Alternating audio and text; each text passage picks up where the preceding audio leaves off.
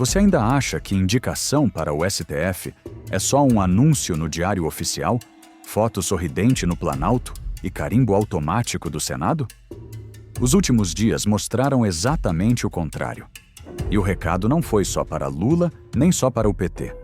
Foi para qualquer presidente que achar que pode tratar o Congresso como figurante. Tudo começou como manda o roteiro. Lula escolhe Jorge Messias, advogado-geral da União, aliado histórico, técnico, de confiança. A indicação vai para o Diário Oficial.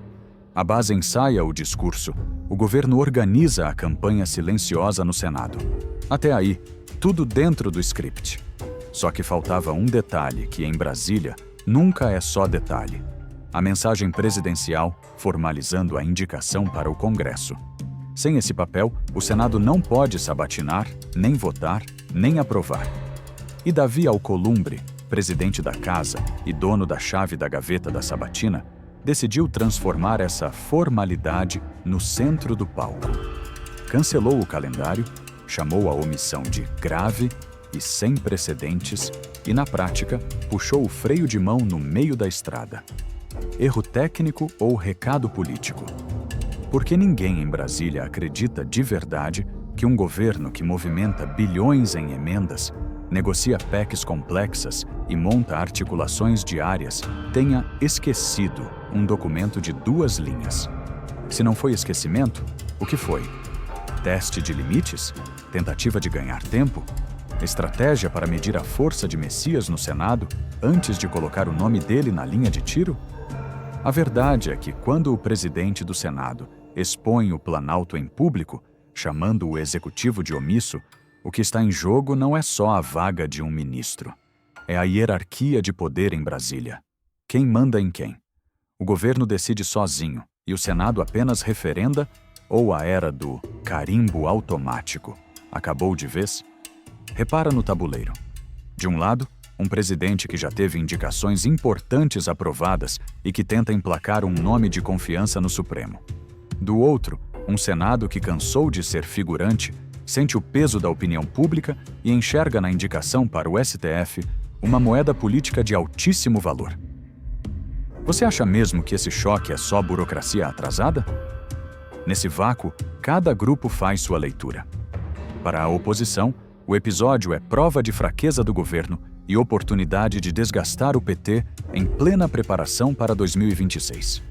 Para o Planalto, é um lembrete de que sem diálogo constante com o Congresso, até uma canetada simples vira crise institucional. E para o cidadão comum, que olha tudo de longe, fica a sensação de que a política conseguiu transformar até um protocolo em guerra de narrativas. E Jorge Messias? No meio disso tudo, o indicado ao STF vira personagem secundário da própria história. O debate deixa de ser: ele tem currículo, experiência, equilíbrio para o Supremo?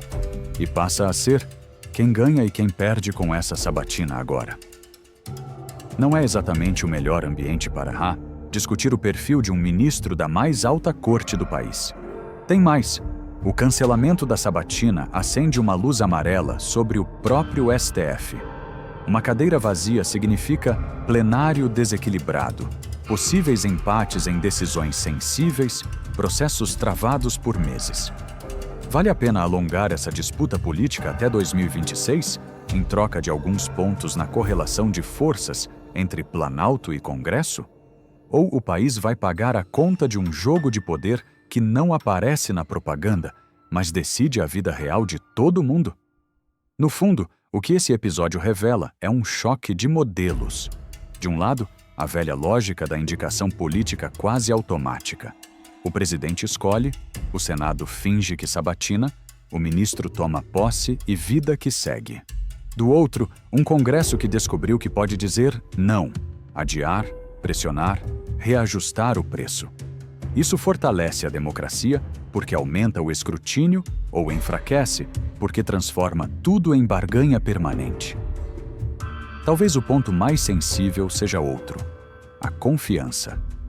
Quando o executivo demora a cumprir um rito básico e o legislativo reage com dureza, a mensagem que chega à sociedade é de descoordenação, improviso e desconfiança mútua. Se é difícil organizar uma indicação ao Supremo com prazo, data e regra claros, como será construir maioria estável para reformas complexas em um ano eleitoral? A pergunta que fica para Lula não é só se Jorge Messias será ou não ministro do STF. A pergunta verdadeira é: que tipo de relação com o Congresso ele quer construir daqui para frente?